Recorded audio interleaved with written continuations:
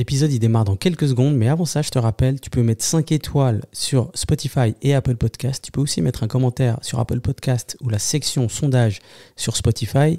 Et finalement, si tu veux me faire un retour sur Instagram, c'est dedicated_podcast. Je te remercie d'avance. Bonne écoute. Peace out. What's up, y'all? You're tuning in to the Dedicated Podcast.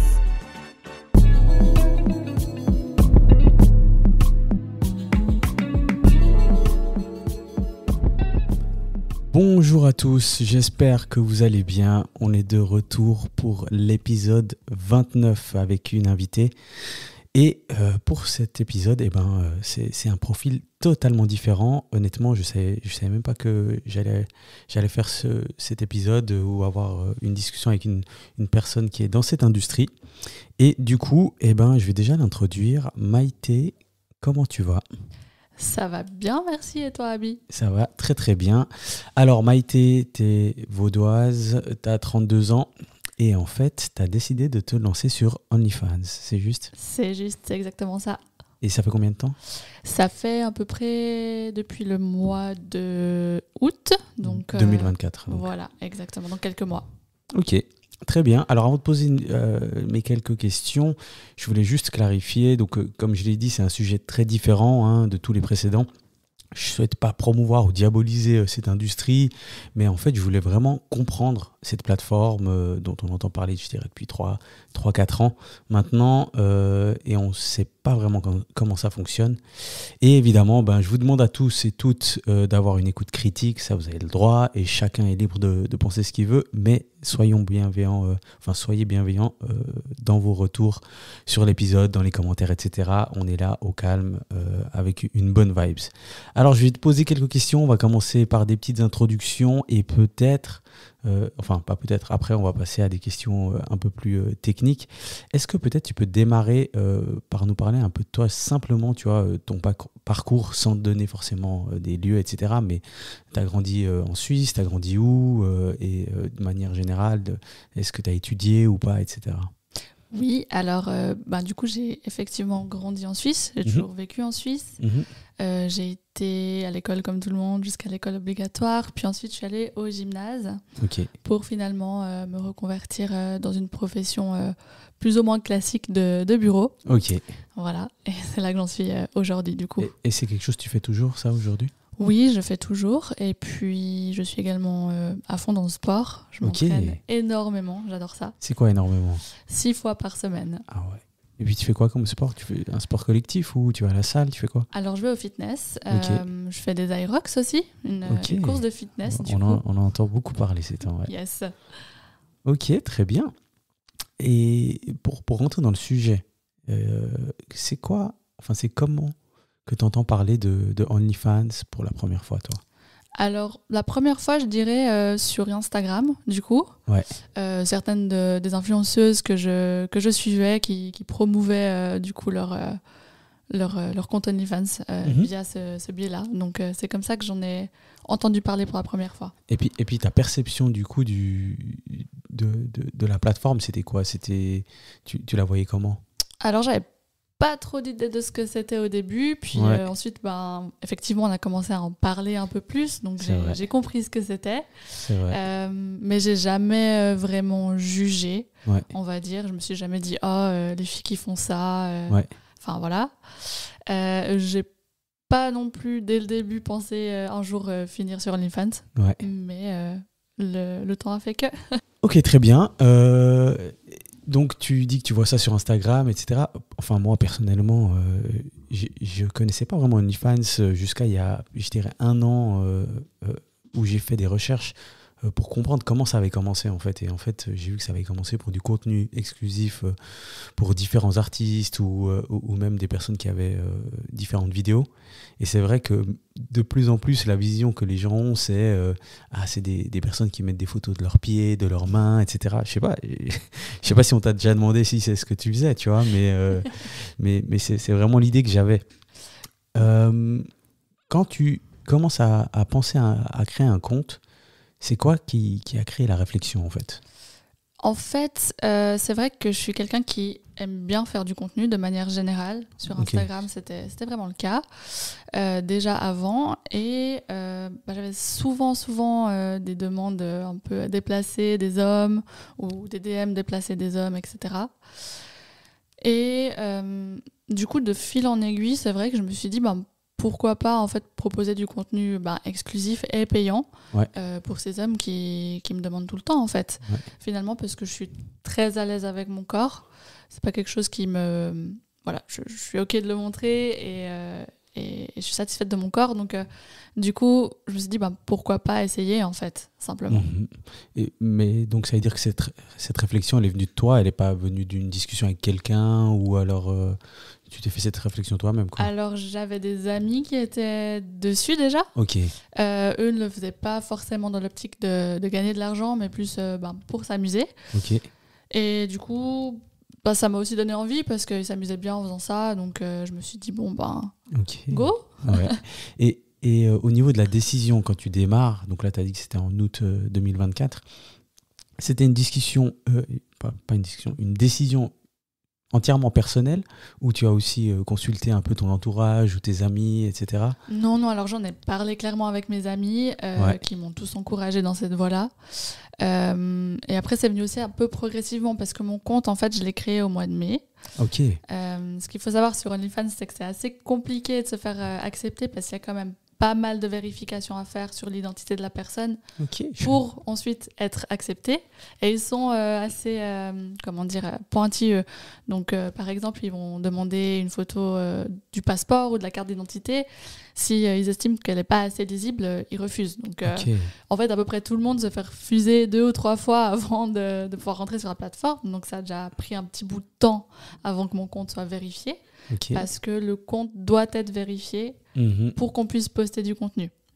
Ah, ok. Voilà. Donc, tant qu'il n'y a pas cette validation, en fait, t'as pas de compte, quoi. Non, en fait, si tu peux faire un compte sans te faire vérifier, mais du coup, tu peux seulement t'abonner aux gens et consulter leur contenu.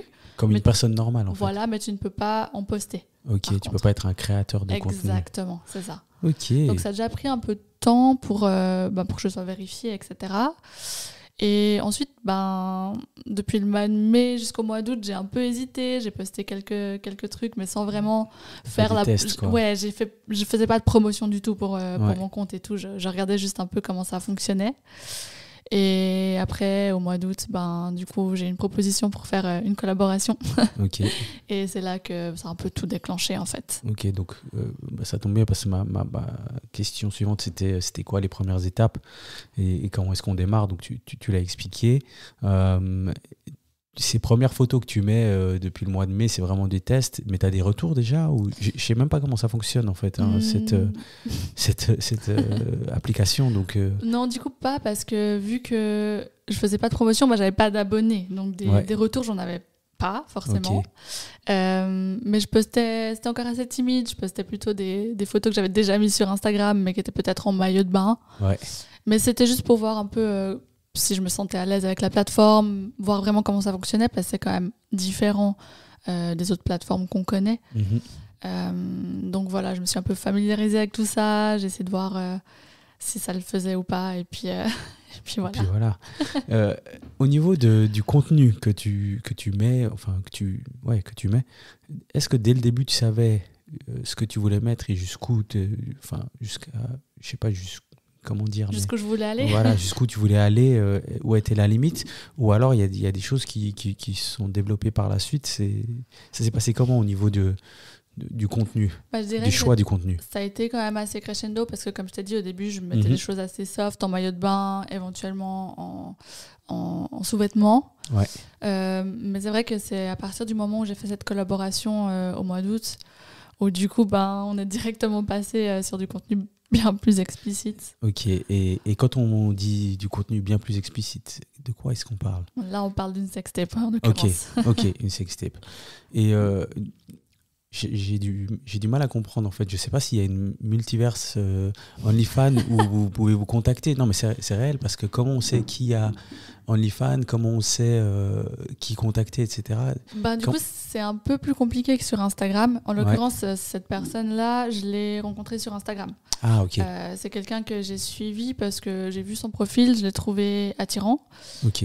Et donc à la base, tu voulais juste rentrer dans les DM. Voilà, exactement. Okay. C'est ça, exactement. Il m'a follow back et tout, et on a commencé à échanger. Et j'ai vu que dans sa petite description Instagram, il y avait le lien pour son OnlyFans. Ok. Du coup, on est arrivé sur la discussion, etc. Et puis, de fil en aiguille, on a collaboré, quoi. Ok. Et au niveau du fonctionnement, du coup, parce que dès le moment où tu as mis des choses plus explicites, j'imagine que les abonnés ont augmenté. C'est là que ta communauté a commencé à se créer. Ça a commencé à se créer quand j'ai fait de la pub. Ah ouais, de la pub. Ouais, exactement. Sans pub, ça fonctionne pas parce qu'en fait, vu qu'il faut payer, enfin, c'est pas toujours le cas, mais moi, j'ai choisi que mes abonnés devaient payer un forfait par mois. Et ça, c'est toi qui le choisis, le forfait ? Oui, tout à fait. Okay. C'est moi qui le choisis. Mais du coup, vu que j'ai choisi de mettre un abonnement payant, en fait, sans pub, les gens, ils vont pas s'abonner. Ouais. Si on leur donne pas un peu envie de payer. C'est pas comme Instagram où il y a un algorithme qui va pousser, en fait, après, du contenu. Tu peux également choisir de faire qu'il n'y ait pas d'abonnement, que ce soit un compte ouvert, et de faire payer chaque photo, par exemple. Okay. C'est aussi possible. Ok, et là maintenant, toi, du coup, ton contenu, il faut payer un abonnement pour avoir accès à ton abonnement, à ton compte, pardon. Ouais. Oui, il faut payer un abonnement pour avoir accès à mon compte. Après, moi, j'ai choisi de mettre du contenu assez soft au niveau de mon feed, si tu veux. Ah, donc il y a une sorte de 2 feeds. Oui, il y a un feed, en fait, et sur ce feed-là, je mets du contenu plus ou moins soft. On voit quand même un peu de nudité, mais c'est pas très explicite. Et pour les gens qui veulent voir plus, c'est en DM, et puis c'est à chaque vidéo, ils doivent payer. Ok, et ça, c'est toi qui fixes le prix, qui choisit... Exactement. C'est pas moi, du coup, c'est mon agent, mais oui. Ah, ok. Donc, il y a un agent maintenant. Ok. Exact. Et du coup, cette collaboration avec l'agent, ça s'est fait comment ? Il gère toutes les discussions, toutes les demandes, c'est ça ? Il gère tout, en fait. Moi, je produis le contenu, je le fournis, et puis ensuite, lui, gère le reste. Ok. Et c'est-à-dire que cette personne, elle fait le tri pour toi ou Tout à fait, oui, elle fait le tri pour moi. Moi, j'ai un drive, en fait, où je mets tout mon contenu, et puis ensuite, cette personne choisit ce qu'elle poste et ce qu'elle propose à mes abonnés. Il y a beaucoup de ces agences qui s'occupent d'OnlyFans. J'en ai entendu parler un peu. Il y en a énormément. Ouais. Et c'est vrai qu'en plus, maintenant, il y a pas mal de soucis avec ça, parce qu'il y a certaines agences qui sont pas très fiables. Ouais. Et qui, en fait, au lieu de... typiquement, moi, je dois faire du 50-50 avec mon agence. Et on pourrait se dire, voilà, c'est cool parce que l'agence a plutôt intérêt à me faire gagner de l'argent pour en gagner également, puisqu'on fait du 50-50. Mais en fait, c'est pas le cas, parce qu'il y a certaines agences qui revendent tout le contenu de leur modèle à d'autres agences et qui se font du coup de l'argent sur ton dos. Ah ouais. En revendant simplement ton contenu à d'autres agences et en ne te faisant pas gagner d'argent. L'argent toi, en fait. que tu vas pas toucher. Exact. Ouais. Ok, ouais. Bon, j'imagine qu'il y a, de toute façon, là où il y a de l'argent, il y a... Il y a du trafic, il y a des mauvais coups. Au niveau de la stratégie, pour ton contenu, tu publies combien de fois par semaine ? Tu publies quoi ? Est-ce que tu sais exactement le lundi, tu publies tel type de contenu ou pas ? Non, alors comme je t'ai dit, moi... c'est plus comme Instagram où au feeling, tu vois. C'est au feeling. Alors après, on poste régulièrement sur le feed quand même pour que les gens qui payent un abonnement, ils aient quand même... un contenu régulier. Régulier. Après, au niveau des messages, c'est à la demande en fait. Parce que on chatte avec les gens. Et s'ils nous demandent une vidéo, on va leur proposer. Enfin voilà, on fonctionne de ce qu'ils demandent en fait, simplement. Ah ok. Et on compte combien de demandes ? Ça veut dire il y a beaucoup de demandes ou la majorité de ton contenu c'est des demandes en fait ? Oui. La majorité de mes revenus et de mon contenu c'est des demandes. Hein. Vraiment, c'est la grosse majorité du truc. Et ton feed, c'est un peu, on dira, ta vitrine. Exact. Pour ensuite, les demandes qui viennent des gens. Exact. Ok.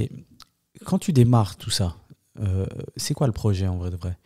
Il y a un but particulier à atteindre ou tu fais des baby steps et puis à chaque fois tu regardes Alors moi, comment ça se passe? mon but, c'est clairement de me faire de l'argent avec ça. Donc c'est quelque chose que j'apprécie, que j'aime faire. Et si je peux, du coup, me faire de l'argent avec ça, bah, c'est tout bénef en fait. Okay. On va pas se mentir. Et quand tu dis faire de l'argent, ce serait vivre uniquement de ça, c'est ça l'objectif? Franchement, c'est l'objectif, oui. Ok. Bon bah écoute, on verra ce que la suite t'apporte quoi. Mais exact. et chaque semaine là, tu consacres combien de temps à OnlyFans, ça veut dire, pour la création de contenu? J'essaie de faire surtout les week-ends parce que j'ai quand même des journées extrêmement chargées entre mon job à 100% et mes entraînements. Ouais. Donc c'est vrai que je me concentre surtout sur les week-ends pour faire du contenu. J'essaie aussi de proposer des choses assez sympas, de voyager, d'aller dans d'autres pays, etc. Donc je dirais 4-5 heures par semaine environ. Et là tu viens de mentionner que tu voyages pour faire du contenu du coup? Exact, oui. Ok, puis ça veut dire quoi? Ça veut dire que t'es allé dans d'autres endroits pour rencontrer des gens du coup, pour faire du contenu? Oui. Ah bah ta collaboration exact. en fait. Ma collaboration c'était en Belgique, donc forcément je suis allée en Belgique. Et puis après j'essaie de voyager. Typiquement il y a 2 semaines j'étais à Milan. Ouais. J'ai été au bain et du coup j'en ai profité pour faire un peu de contenu là-bas. En fait c'est vraiment comme Instagram. Enfin je dis pas au niveau du contenu, mais l'utilisation c'est au niveau de ta vie de manière générale en fait. Exactement, oui. J'essaie de rester assez authentique. C'est pas le cas de tout le monde en soit. Ça veut dire quoi authentique? C'est-à-dire que alors c'est clair qu'il y a des parties de mon quotidien que je vais pas partager pour des raisons évidentes de sécurité et d'intimité, mais j'essaie quand même d'emmener un peu mes followers avec moi quand je voyage, quand je fais des activités qui sortent un peu de l'ordinaire, etc. Et dans mes entraînements aussi par exemple. Donc c'est vrai que j'essaie de rester quand même authentique dans ce que je propose. Ouais, j'imagine. Et tu as dit qu'il y avait pas mal de demandes de tes followers, je sais pas comment on appelle, c'est les followers, hein, j'imagine. Je sais pas s'il y a des subscribers. Ouais, des subscribers, c'est juste.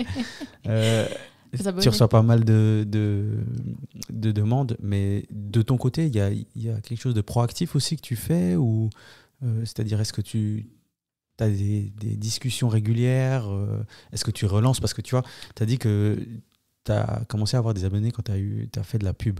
Alors on va revenir à Instagram tout à l'heure, mais la pub c'est aussi peut-être contacter ses abonnés ou ses potentiels abonnés sur la plateforme. Est-ce que c'est des choses que vous faites? Je dis vous parce qu'il y a ton agent aussi. Oui, tout à fait. Alors moi, principalement, je fais de la pub. Il y a le lien sur ma bio Insta, forcément. Et j'essaie régulièrement en story aussi de faire de la pub, du coup, de mettre le lien qui redirige vers mon OnlyFans. Et puis, après, oui, effectivement, dans le chat OnlyFans, directement, effectivement, il y a des relances, il y a des messages en masse aussi qui partent régulièrement. Proposer certains contenus et pour relancer les gens, donc oui, clairement. Mais c'est du boulot quand même parce que... C'est du job. Ouais, j'imagine. C'est pour ça que le 50-50 en vrai avec mon agent est complètement justifié parce que c'est vraiment des heures et des heures de travail par jour pour que ça fonctionne. Ouais, j'imagine quoi.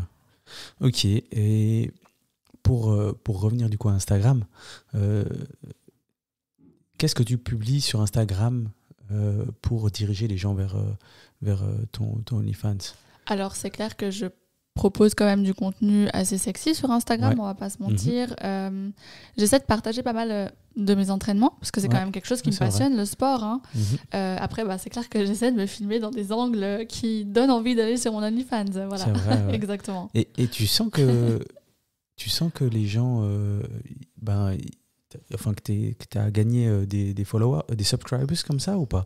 Je sais pas si tu arrives à faire des statistiques. Non, mais clairement. Dès que je partage le lien en fait sur Instagram, il y a des nouveaux followers. Donc oui, bien sûr. Et uniquement Instagram? Est-ce que X, Snapchat? Oui, alors il y a aussi Snapchat, non pas pour l'instant, mais X, effectivement, c'est exploité, oui. Ok, très bien. Donc en fait, vous utilisez tous les réseaux sociaux pour... Threads aussi. Ah Threads. Bon, j'imagine pas Facebook. Hein. Non. On est plus sur Facebook, ok. Non, on est plus sur Facebook. J'ai quelques questions, après on va revenir un peu aux réseaux sociaux, mais j'ai quelques questions sur les idées reçues, tu vois, un peu, et les stéréotypes. pour toi, c'est quoi les idées fausses les plus courantes sur OnlyFans et les créateurs de contenu, donc de OnlyFans, qu'on entend? Alors, la principale, c'est qu'on est déjà des prostituées. Ok. Alors, il y a des créateurs de contenu qui proposent des services. Alors ça existe. Moi, personnellement, c'est absolument pas mon cas. Donc, en fait, les gens, il faut juste qu'ils comprennent que moi, je vends pas mon corps ni mon temps, mais bien du contenu. En fait, c'est complètement différent. Et que ça ne donne pas le droit à ces gens-là, s'ils me croisent dans la rue, de me toucher, par exemple. Parce qu'il y en a certains qui croient ça. Okay, il y en a qui le croient. Donc ça, c'est un peu compliqué à faire rentrer dans la tête des gens. Oui, j'imagine. Ouais. Et que je ne suis pas non plus une porn star. C'est-à-dire que, en fait, les gens avec qui je collabore, c'est parce que je les ai choisis et parce que j'ai envie de collaborer avec eux. Et surtout, je ne fais que ce que j'ai envie de faire avec ces gens-là. Il n'y a personne qui me dirige et qui me dit, faut collaborer avec cette personne, faut faire cette position. Enfin, je fais uniquement ce que j'ai envie de faire, en fait.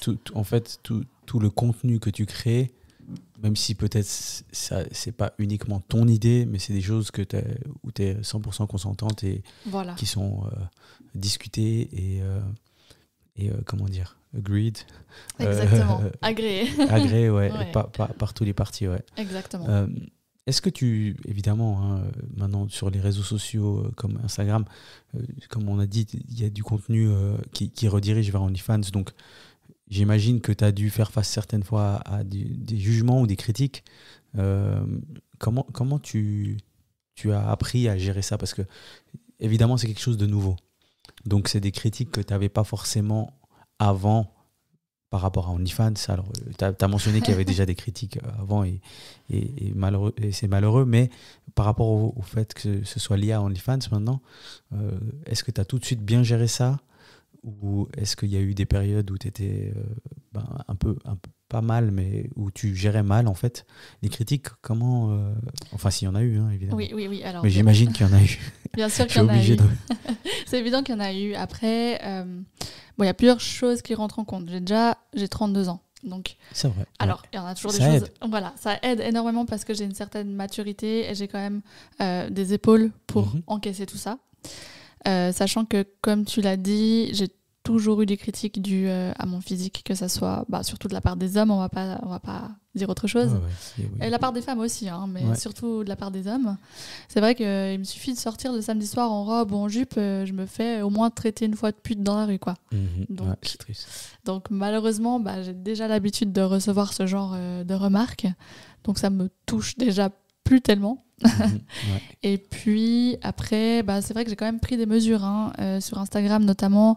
Il n'y a que les gens que moi je suis qui peuvent répondre à mes stories ou m'écrire en DM typiquement, parce que ça m'intéresse pas en fait de recevoir les insultes des gens, etc. Ça m'intéresse pas. C'est une bonne chose d'avoir fait ça, d'avoir limité ça. Il faut que je me protège un peu quand même, en fait. Et après, je fais souvent des asks typiquement sur Instagram.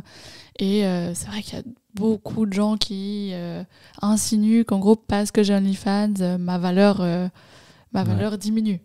Mais ça, j'essaie aussi de l'expliquer aux gens, en fait, que c'est pas parce que j'ai un OnlyFans que ça me définit en tant que personne. C'est pas parce que j'ai OnlyFans que mes valeurs ne sont pas bien ancrées. Et ça, c'est aussi des croyances qu'il faut un peu bousculer, en fait. Et surtout, c'est nouveau, donc du coup, ça part dans la perception des gens, ça va vraiment dans tous les sens. C'est nouveau, oui et non. Je dirais que c'est nouveau vraiment en Suisse. Ouais, c'est vrai. mais on doit être face à notre réalité, je pense aussi. Mais quand je dis c'est nouveau, je suis pas en train d'excuser du tout. Je dis juste que du coup, les gens ont une perception très floue de tout ça et ils font des raccourcis aussi très facilement. Exactement. Ouais. Ok. Et du coup, même il y a des critiques que tu as mal pris. Franchement, pas du tout, non. Parce que moi, je connais ma valeur personnellement, j'ai confiance en moi. Donc, en fait, il n'y a pas grand-chose qui peut m'atteindre. OnlyFans, ça a renforcé ta confiance en soi, en toi ?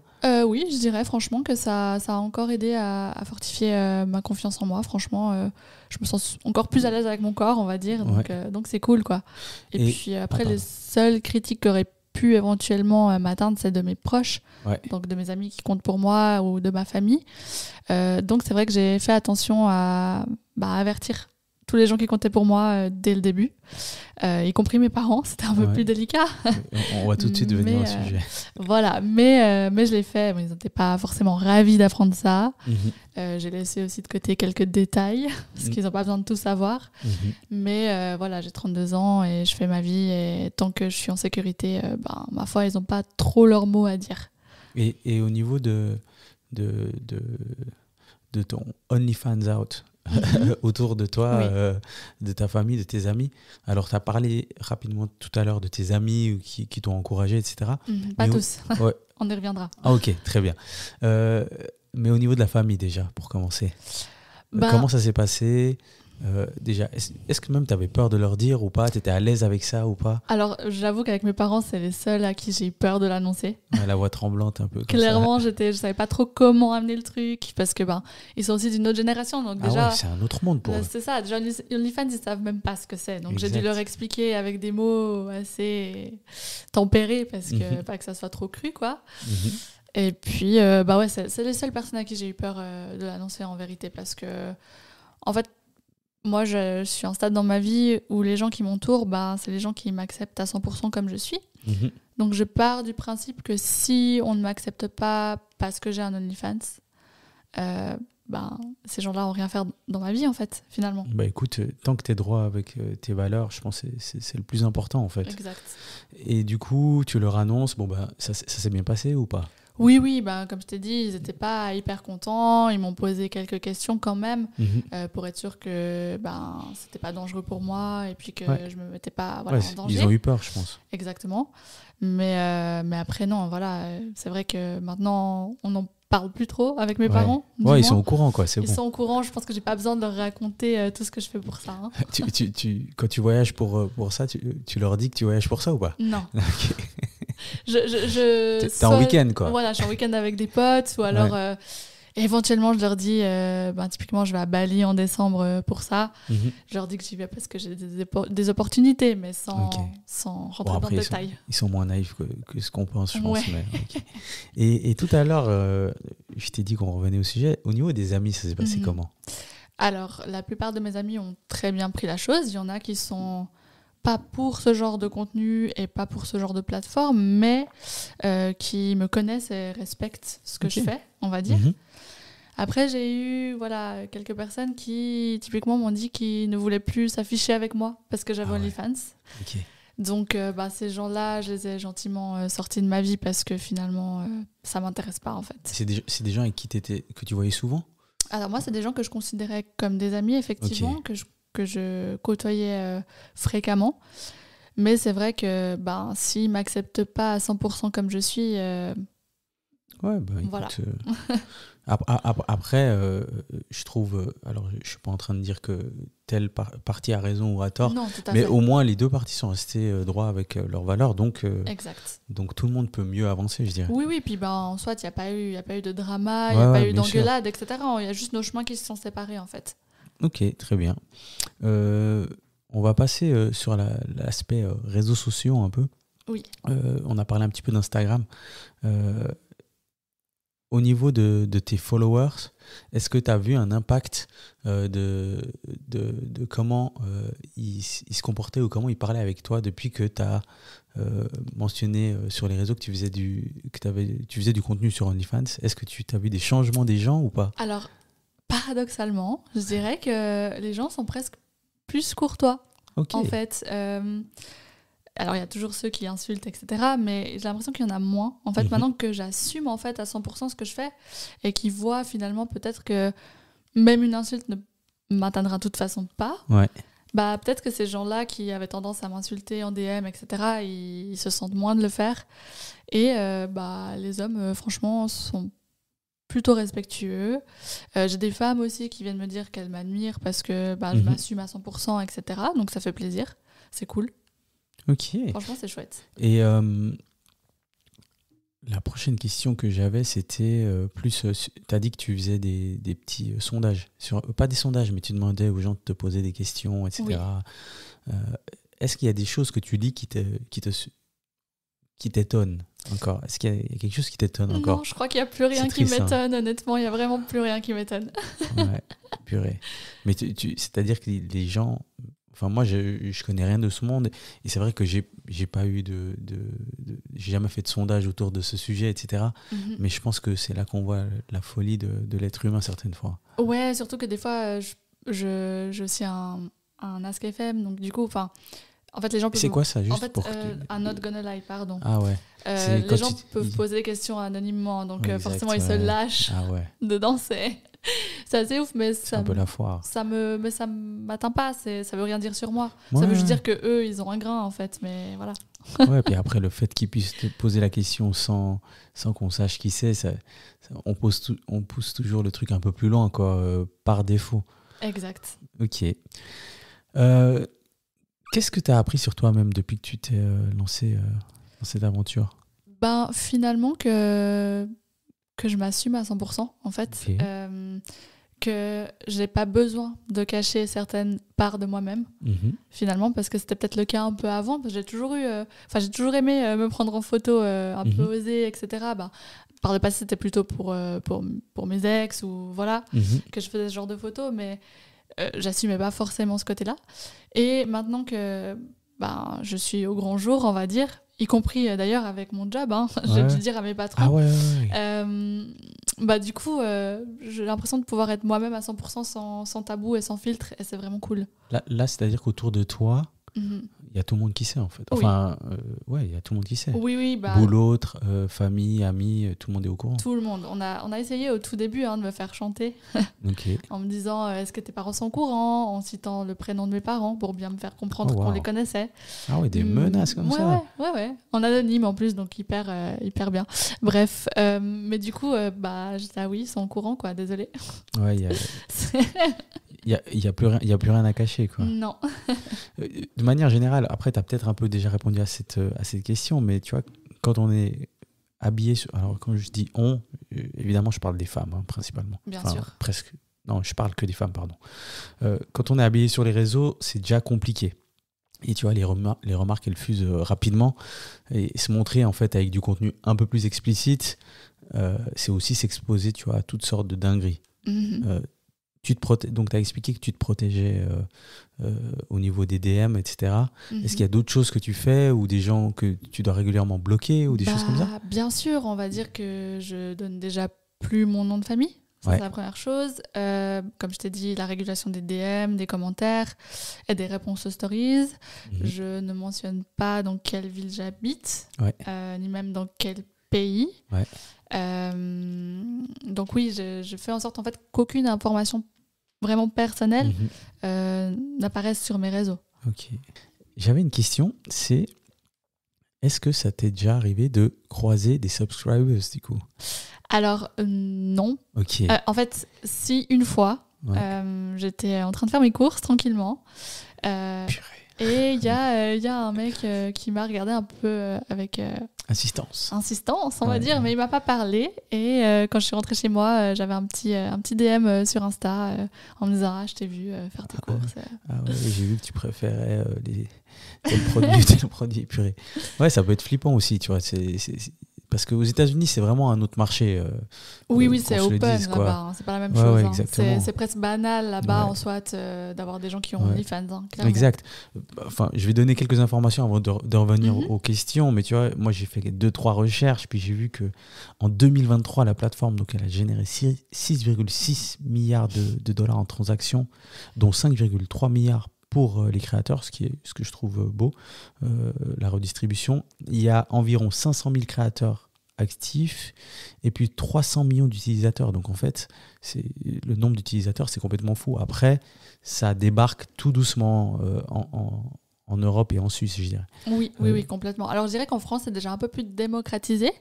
Mais c'est vrai que même en France, les grandes modèles OnlyFans, type Mathilde Tanto, Pauline Tanto, etc., je les vois rarement s'exprimer à ce sujet, en fait. Alors, je sais qu'elles l'ont fait à la télé une fois, mais c'est vrai qu'elles restent assez discrètes et elles ont le droit, il n'y a pas de souci.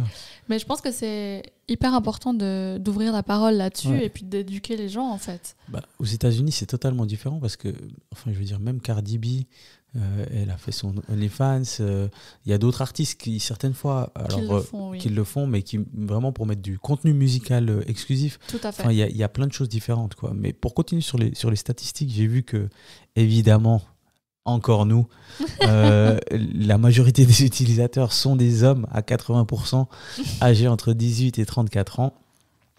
J'ai vu que le revenu moyen des créateurs, et je pensais pas que c'était aussi bas, mais c'est environ $180. Mais le truc, c'est que il y a tellement de créateurs qui font peu de contenu que la moyenne, voilà, elle est impactée, mais ça va jusqu'à $1 million pour certains par mois. C'est mon but, clairement. Ok. Epic, la moyenne des abonnements est à $9,99. Exact. C'est le prix du mien d'ailleurs. Et puis, voilà, ok, une info pour ceux qui la voulaient. Et finalement, donc, vous êtes rémunéré par les abonnements et j'ai lu qu'il y avait aussi des pourboires. Oui, alors effectivement, il y a les pourboires, enfin il y a les messages comme je t'expliquais, donc ce que tu envoies directement. Ça, c'est considéré comme pourboire ? Non, les pourboires c'est encore différent, c'est-à-dire que c'est comme ton Uber en fait. Ouais, tu finis ton truc, bam, après tu dis. Il y a des gens qui peuvent par pure sympathie te donner un pourboire. Et il y en a qui le font ? Oui. Ok, magnifique. Ok, très bien. Je vais revenir à une question que j'avais. Comment gères-tu, tu vois, la frontière, je dirais, entre la vie privée et la vie en ligne ? Alors, comme je t'ai dit... Déjà, normalement, de manière générale. Puis après, on passera à l'autre partie. Alors, de manière générale, moi, j'ai jamais partagé toute ma vie sur les réseaux sociaux. Il y a quand même des choses que je garde pour moi, notamment ma vie amoureuse, par exemple, s'il y en a une. C'est des choses que j'aime pas partager. Je vais pas partager mon job non plus. Ouais. Et ça, c'est déjà quelque chose que j'avais mis en place avant. Après, j'avais peut-être tendance à plus partager... typiquement les lieux où j'étais, par exemple. Ouais. J'allais mettre le lieu sur mes stories, etc. Et tout ça, je le fais plus, par exemple. Clairement. Ok, ouais. À part si je suis à l'étranger, c'est vrai que je vais mettre que je suis en Espagne ou quoi. Mais voilà. Ou alors en décalé, quoi. Exact, aussi. Ouais. Oui. Et au niveau du coup, tes relations, est-ce que tu as senti un changement ? Est-ce que tu arrives toujours...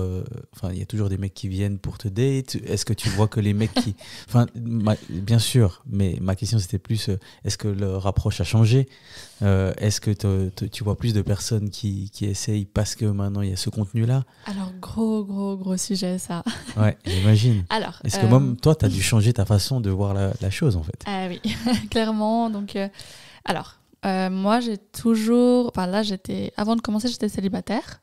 Ok. Et du coup, typiquement, j'étais sur les apps de rencontres, etc. Je faisais des dates, etc. C'est vrai que ça n'a jamais vraiment été fructueux pour ma part. Maintenant que je suis sur OnlyFans, comment dire ? Déjà, il y a une partie de mes abonnés qui, je pense, n'a pas tout à fait compris... Ouais, ils essayent tous de te voir, quoi. Voilà, qui n'a pas tout à fait compris le principe d'OnlyFans et qui pensent que finalement, c'est une app de rencontre payante. Ok. Et qui, régulièrement me propose de me voir, de faire du contenu avec moi, ou même de m'emmener au restaurant ou d'aller boire un café. Et c'est pas ça. Malheureusement, ça n'arrivera pas, en fait, simplement pour des questions de sécurité. Ouais. Et d'envie, j'imagine. Et d'envie, oui, de toute façon, parce qu'en plus, la plupart de mes subscribers, je ne sais pas à quoi ils ressemblent, je ne sais pas leur nom, je connais rien d'eux, donc non, je ne vais pas les rencontrer. Après, T'es toujours sur les apps de rencontre, par contre ? Non, je suis sur Raya, forcément, qui est une app de rencontre bien plus exclusive et où il faut être parrainé pour rentrer, etc. Donc là, j'y suis. Après, sur Tinder, Bumble, etc., non. J'y suis plus, ça m'intéresse pas trop. Parce que, justement, depuis que j'ai OnlyFans, j'ai plus forcément envie de me poser. Ok. La vie conventionnelle de couple... me correspond plus du tout, ou alors il faudrait que je sois en couple avec un autre créateur de contenu qui fait la même chose, on va dire. J'étais par exemple totalement fermée aux relations ouvertes avant ça. Maintenant, je me dis, en tant que créatrice de contenu, si je sors avec un autre créateur de contenu, par exemple, forcément, à un moment, on sera amené à faire du contenu avec d'autres gens, en fait. Ouais, c'est vrai. Donc après, il faudrait qu'il y ait des règles extrêmement strictes, dans le sens où on pourrait fréquenter ces gens uniquement pour de contenu et pas pour autre chose, par exemple. Mais je serais plus ou moins ouverte à ça, en fait. Mais ça veut dire que ça a quand même beaucoup changé. Ah oui, ça a changé énormément. Et voilà, comme je t'ai dit, j'ai pas forcément envie de me poser en couple pour l'instant. Ouais. Et j'en arrive même à un stade où, parce que je vois certaines personnes, pas pour faire du contenu, mais juste pour passer des moments intimes, pas des milliards, hein, parce que ça aussi, genre, les gens pensent que parce que j'ai un OnlyFans... Comme une personne normale. Voilà, comme une personne normale, parce que, encore une fois, sur OnlyFans, les gens pensent que je couche avec un homme différent tous les soirs, alors que c'est absolument pas le cas. Là, dernièrement, ça faisait 2 mois que j'avais rien fait avec personne. Donc voilà. Mais bref, même quand je suis amenée à voir des gens pour des moments intimes sans avoir à la clé de contenu, maintenant, en fait, je me suis rendu compte que ça m'excite moins. Okay. C'est compliqué, c'est hyper grave. Donc ça a eu un impact sur cette partie-là aussi. Ouais, je pensais pas, mais apparemment oui. Et franchement, ça c'est hyper grave et c'est quelque chose faut que je travaille dessus parce qu'après, si je finis par avoir des relations juste pour du contenu, c'est pas hyper sain en fait. Ouais, c'est vrai. Donc il faut que je fasse attention à ça. J'avais une question que je voulais te poser tout à l'heure.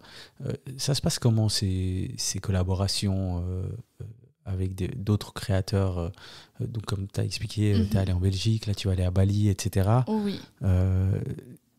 C'est comme 2 entreprises qui collaborent, c'est comme 2 créateurs de contenu qui collaborent. Ouais, Après, c'est clair que ça engendre du contact physique et c'était peut-être pas le cas pour 2 Instagrammeurs ou 2 YouTubeurs.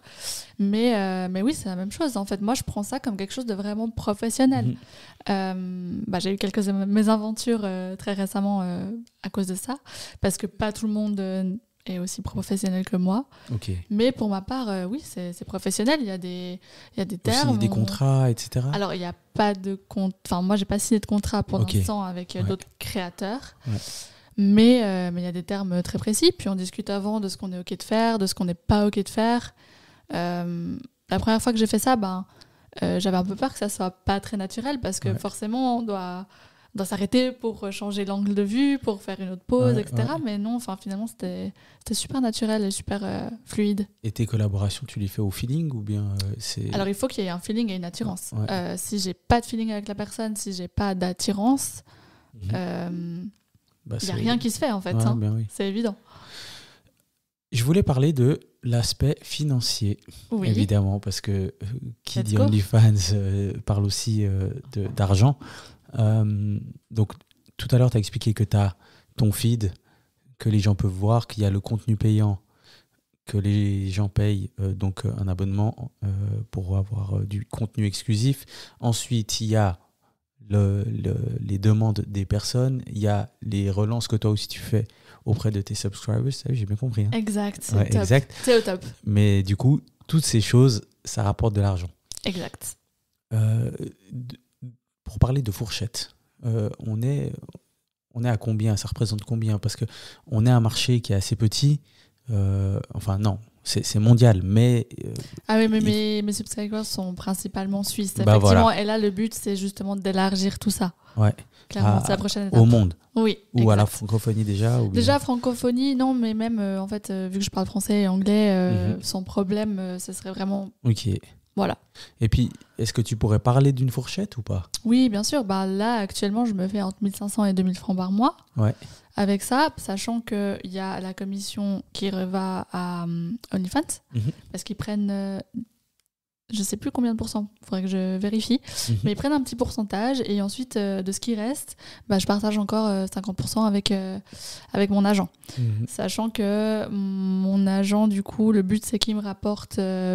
beaucoup d'argent qui double en fait mes revenus pour que finalement ça soit rentable en fait. Et du coup, tu disais avant, en rigolant un peu, que enfin peut-être pas, hein, que l'objectif c'est le million. Oui. Mais est-ce que depuis tes débuts, tu vois une évolution financière aussi? Clairement. Oui. Après, c'est toujours un peu variable, hein, parce que vu que c'est en fonction de ce que j'arrive à vendre ou pas, etc. Mais oui, ça ne fait que d'augmenter, hein, clairement. Après, il y a des périodes un peu plus creuses, mais voilà, ça remonte, après ça redescend. C'est pas stable, hein, en fait. Comme un youtubeur ou un instagrammeur, je pense pas que ses revenus sont stables tous les mois, ça varie.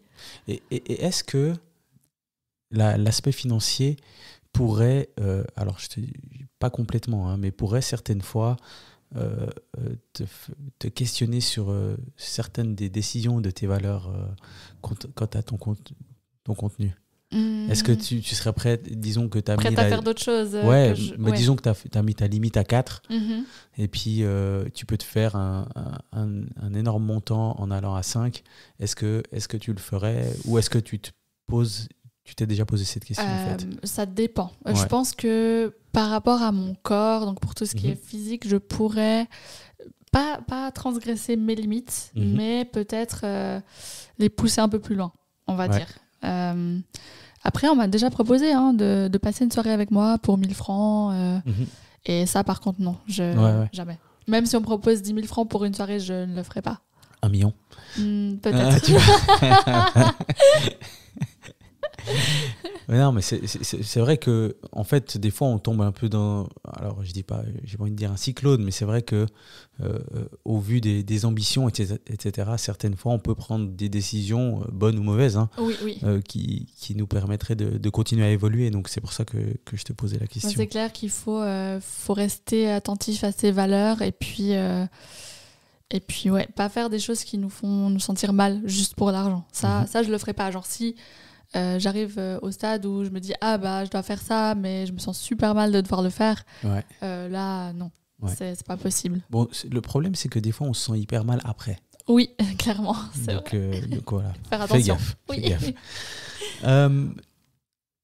C'est quoi la vision à long terme, c'est-à-dire, disons à moyen terme, parce que long terme, c'est un peu trop. Tu viens de démarrer. À moyen terme, c'est quoi que... Alors, qu'est-ce que tu veux développer? Est-ce qu'il y a des contenus que tu veux développer? Est-ce qu'il y a des choses que tu veux mettre en place? Alors pour moi, c'est hyper important de proposer du contenu de qualité. Quand tu dis qualité, c'est-à-dire la façon dont c'est filmé, etc. Voilà, la qualité de l'image, la façon dont c'est filmé, etc. Donc là, le but, ce serait typiquement quand je vais à Bali, de faire pas mal de shootings professionnels qui du coup amèneront de la qualité. Donc continuer à proposer du contenu de qualité, trouver peut-être des partenaires aussi qui seraient plus... j'en ai pas forcément en Suisse, donc c'est vrai que trouver un partenaire en Suisse... Donc du sponsoring? Non, un partenaire pour faire du contenu. Ah, pardon, je suis à côté. Non, mais parce que tu vois, comme sur Instagram, il y a... Non. J'en sais rien, moi aussi. Là. Non, du coup, de trouver peut-être un partenaire en Suisse avec qui je peux faire des choses plus régulièrement. Mais tu peux faire, en fait, excuse-moi de te couper, tu peux faire du sponsoring, en fait, aussi. Alors, c'est autorisé ou pas? Pas sur OnlyFans, semble. Pas sur OnlyFans. Je connais des créateurs de contenu OnlyFans qui, du coup, ont des sponsors, mais qui font la pub sur Instagram. Exact. Bon, il y a toujours moyen, quoi. Oui, il y a toujours moyen de moyenner, mais voilà. Et le but de continuer de me faire toujours plus d'argent. Et de continuer à évoluer, quoi. Mon but à long terme, ça serait quand même de pouvoir déménager à l'étranger. Mais tu veux en vivre à 100% J'aimerais rapidement? Bien, j'aimerais me donner une année pour y arriver. Après, vivre à 100%, c'est assez subjectif. Bien sûr. Parce qu'en vivre à 100% en Suisse et en vivre à 100% en Thaïlande, c'est pas les mêmes montants qui sont nécessaires. C'est vrai. Donc voilà. Ok. Bon, écoute, j'espère que ce que tu as en tête va se réaliser. J'ai une question de l'invitée précédente. Bien sûr. Et après, on va passer aux questions de fin. Donc l'invitée précédente, c'était Maïn. Je la connais en plus. Magnifique, qui est venue nous parler de Sika Studio. Yes. Et sa question, c'était: quelle est ta vision sur ton activité sur les 5 prochaines années, et surtout, est-ce qu'elle a évolué depuis tes débuts? Donc, tu as répondu en partie, partie, oui. Mais est-ce que la vision que tu avais depuis les débuts, donc on va dire le mois de mai, elle a changé aujourd'hui au mois de novembre? Oui, clairement, elle a changé parce que maintenant, j'ose faire plus de choses. Ouais. Et j'ose être moi-même à 100%. Donc, ça a changé. C'était pas le cas au mois de mai quand j'ai ouvert mon compte. Ouais, j'imagine. Voilà. Ouais. Donc, oui, ça a changé. Mais là, maintenant, je sais pas, tu rencontres une personne, ok, salut, moi je m'appelle Maïté. Tu fais quoi dans la vie? C'est quoi que tu réponds? Alors, je commence toujours, c'est vrai, par parler de mon job conventionnel et du fait que je m'entraîne beaucoup. Mais après, je n'hésite pas à dire que j'ai un OnlyFans aussi. Hein. Ok. C'est vraiment pas un problème. Mais en général, si je parle par exemple à des hommes, parce que je les envisage comme potentiels partenaires, enfin, pas pour OnlyFans du coup. Ouais, avoir une relation normale. Voilà, je leur dis très rapidement aussi, hein, pour pas que ça bloque, qu'on parle de moi et puis qu'on ait un super feeling, puis que quand je lui annonce, ils me disent ah non, pour moi c'est pas possible quoi. Ouais, okay. Donc je suis très ouverte par rapport à ça. Ok, très bien. Merci d'avoir répondu à toutes ces questions. On va passer aux questions de fin que je pose à chaque invité. Si tu pouvais passer 1 heure avec une personnalité de ton choix, une personne qui t'inspire, ça peut être une personne vivante ou pas. Anita. Ah ouais, évidemment. C'est sûr, c'est évident. Évidemment, t'es une grande fan d'Anita, c'est ça? Yes. Elle m'a beaucoup inspirée et je dirais même que elle m'a aidée à me désinhiber et à me lancer en fait. Okay. Parce que elle en a rien à foutre en fait de ce que les gens pensent. Elle fait ce qu'elle aime. Alors elle ne fait pas d'OnlyFans, mais dans sa musique elle fait ce qu'elle aime sans vraiment penser aux autres. Donc c'est quelque chose qui m'a énormément inspirée. Ok.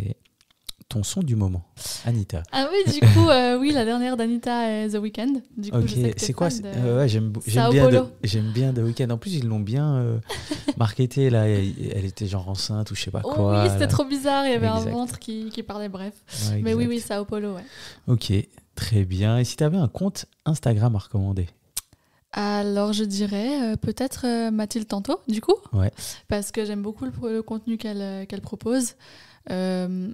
C'est sexy forcément, mais ça reste très classe en fait. Enfin, j'aime beaucoup ce qu'elle propose, c'est très esthétique en fait. Et pour moi, l'esthétique c'est très important. Donc j'aime beaucoup ce qu'elle fait. Ok, très bien.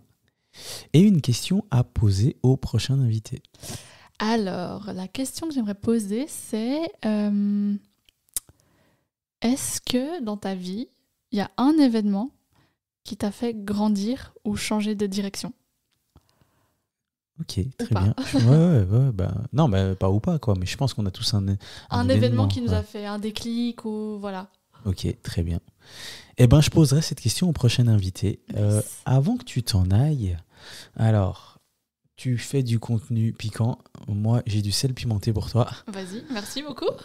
C'est du sel pimenté LVDD. Donc, LVDD qui est un partenaire du podcast. LVDD.ch, pour tous les produits. Donc, si vous êtes intéressés, messieurs et mesdames, LVDD.ch pour vos pâtes pimentées, vos épices, donc mélange d'épices, le sel pimenté, l'huile pimentée. Et bien d'autres produits et le compte lvdd.ch sur Instagram. Donc voilà pour toi, ça relèvera tes plats et je suis sûr que tu vas adorer. J'en doute pas. Maïté, merci infiniment. Merci à toi. Merci d'avoir répondu très ouvertement. Je pense qu'on a réussi à tout couvrir. Il y a des choses dont on n'a pas parlé? Non, je pense qu'on a dit tout ce qu'il y avait à dire. Ok, très bien. Où est-ce qu'on peut te suivre sur Instagram? Du coup, sur mon compte Instagram. Instagram, ouais. Sur mon compte Instagram, @my avec 4i xxo. Ok. Voilà. @my 4i xxo. Très bien. Alors, merci d'être venu. Bonne suite sur Instagram, OnlyFans, en Suisse ou à l'étranger. Yes. Moi, je vais clôturer l'épisode. Donc, à toutes les auditrices et les auditeurs qui sont encore là, je vous remercie pour votre écoute. Comme d'habitude, n'hésitez pas à les 5 étoiles sur Spotify, sur Apple Podcast et sur Deezer. Vous pouvez même laisser des petits commentaires sur la section sondage de Spotify. Et voilà, on se dit à la prochaine. Thank you. Bye bye.